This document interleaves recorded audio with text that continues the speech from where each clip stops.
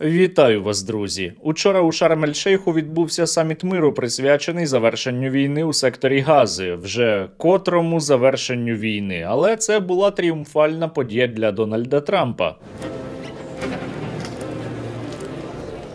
Це історичний день для заручників їхніх родин, для ізраїльського народу. Але на цьому саміті не було представників однієї недокраїни, яка завжди намагалася відігравати бодай якусь роль на Близькому Сході. І так, росіян не покликали. Почему сегодня России нет в Шарм-эль-Шейхе? Я могу только... Росіян не покликали, тому що росіяни були дуже зайняті. Вони у цей самий час атакували енергетичну інфраструктуру Харкова та вдарили авіабомбою по території однієї із лікарень. Росія хвалиться, що вона не трогає людей. А подивіться, ми не люди, чи ми, може, воєнні? От яке враження може бути? Чергова велика перемога російської армії. Росіяни можуть собою пишатися. У той самий час за вже старою традицією вигрібав у відповідь Білгород, у якому після невідомих ударів також з'явилися проблеми із електропостачанням. А самопроголошений губернатор готує росіян у Білгороді до складної зими. Из госрезерва нам поступило 33 единицы генераторов различной емкости. Поступило 4 топливозаправщика. Питання тільки у тому, де вони будуть брати бензин. Ну а ми із вами зараз поговоримо про те, як завершення війни на Близькому Сході вплине на російсько-українську війну, та спершу про найважливіше, про, так, ваші донати на Русоріз. Не зупиняйтеся. Краще FPV-дрон в руці морпіха, ніж томагавк в уяві старого маразматика. Тільки тотальний, всеохоплюючий Русоріз. Реквізити є в описі до цього відео. Росіяни останніми тижнями почали нові механізовані атаки із залученням бронетехніки, чого не було раніше, тому дуже актуально зараз закинути на дрони камікадзе для українського війська. Долучайтеся. Навіть якщо кожен із тих, хто підписаний на мій канал, закине тільки по 1 гривні, то ми зберемо 2 мільйони і навіть більше і зможемо закупити 100-150 додаткових FPV, тож маленькі донати – це велика сила. Ну і, звісно, не забувайте про підписку на мій канал, якщо досі не підписались. Американський президент учора був дуже щасливий. На саміті миру у Шарм-ель-Шейху він підписав угоду про припинення вогню у Газі. Напевно, вперше за 3000 років, і це 100-та його зупинена війна. This took 3,000 years to get to this point. Can you believe it? And it's going to hold up too. It's going to hold up. Так звана Російська Федерація завжди хотіла бути глобальною, а не регіональною державою і постійно намагалася пхати свого носа у справи на Близькому Сході. І дуже образливо було Лаврову, що росіян на цей саміт не запросили. Буквально видно по його незадоволеній пиці. Почему сегодня России нет в Шарм-эль-Шейхе? Я могу только отметить, что приглашение направляли хозяева саммита.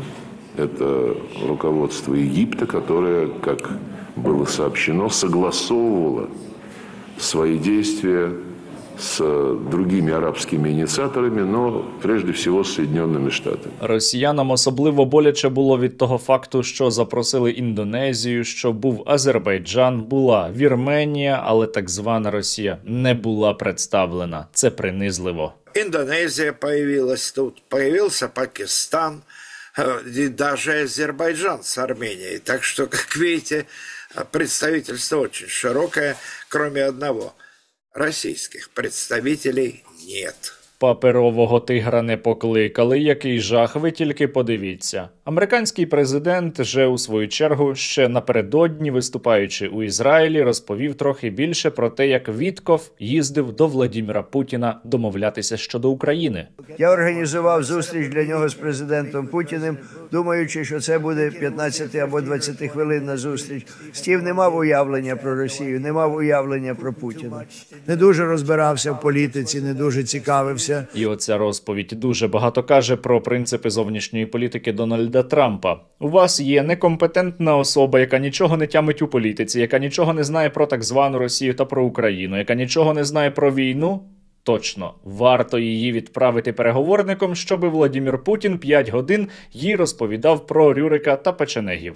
Я сказав про що, чорт забирай, ви говорили 5 годин. І він сказав просто багато цікавих речей. Ми говорили про багато цікавих речей, включаючи те, заради чого він туди пішов, але не можна говорити про це 5 годин. Геніально просто. Завершення війни на Близькому Сході вигідне Україні. Я думаю, ви прекрасно це самі розумієте, тому що чим менше інших збройних конфліктів, тим більше уваги до російсько-української війни, зокрема з боку американської адміністрації. Чим менше збройних конфліктів на Близькому Сході, тим менше Сполучені Штати Америки будуть надавати, зокрема, Ізраїлю озброєнь, тим більше потенційно зможе отримати Україна. Ну і, напевно, найважливіше. Після завершення війни на Близькому Сході, яка ще обов'язково відновиться, але це буде пізніше, Трамп обіцяє зосередити свої зусилля на російсько-українській війні. Ми завжди беремо Джареда, коли хочемо закрити угоду. Ми беремо Джареда, але Стів, ти і Джаред, і генерал, і Піт, і Марко, ви легко закриєте цю угоду. Я думаю, це буде легко. Але спочатку ми повинні закрити питання з Росією. Ми повинні це зробити. Якщо ти не проти, Стів, давай спочатку зосередимося на Росії. Доволі цікава ситуація зараз відбувається у україно-американських відносинах. Зеленський і Трамп зідзвонювалися двічі напередодні. Українська делегація на чолі з прем'єркою летить до Сполучених Штатів Америки, а вже цієї п'ятниці Зеленський і Трамп мають зустрітися у Вашингтоні. Будуть говорити, серед іншого, про протиповітряну оборону і томагавки. Якраз американські виробники презентували нову мобільну наземну пускову установку для томагавків. Звісно, вона з'явиться у серійному виробництві не завтра, але це досить цікаво. Ми ще не знаємо, чи отримає Україна ті томагавки, чи ні, та й зрештою краще би нам дали інші крилаті ракети, але росіяни так поводяться, наче вже це питання вирішене. Поставки томагавков – это большая проблема. А можно мы по вас ударим томагавками? То есть посмотрите, насколько он издевается над нами, если вдуматься, да? Это же откровенное издевательство над нами. Владимиру Путіну, як я вже казав неодноразово, суто із прагматичної точки зору, було би вигідно погодитися на пропозиції Дональда Трампа і заморозити російсько-українську війну, але він відмовився. Він фанатично хоче знищити Україну і переоцінює свої власні можливості, тому може отримати і Україну із томагавками, і вже отримав економічну кризу. Російська економіка демонструє стрімку деградацію, яку помічають вже і кремлівські пропагандисти. Я лишен всякого оптимизма и всяких иллюзий, и мне кажется, мы очень сильно недооцениваем происходящее. Та невже. У Соловйова вечір відкриттів він відкрив для себе іще дуже складну істину, яка полягає в тому, що коли ти бомбиш лікарні, коли ти б'єш по електропідстанціях, то ти не перемагаєш від цього на фронті.